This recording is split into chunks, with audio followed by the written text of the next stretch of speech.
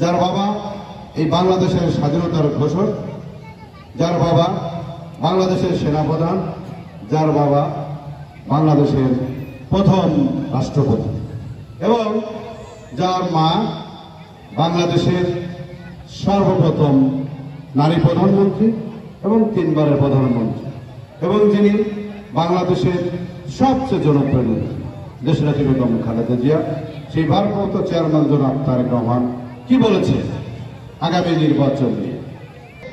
এমন একটা শক্তির বিরুদ্ধে আমাদের যুদ্ধ করতে হবে, সেই শক্তিটা দেখা যায় না, একটি অদৃশ্য শক্তি। সেটা কি এখন আপনাদের কাছে প্রমাণ হয়েছে?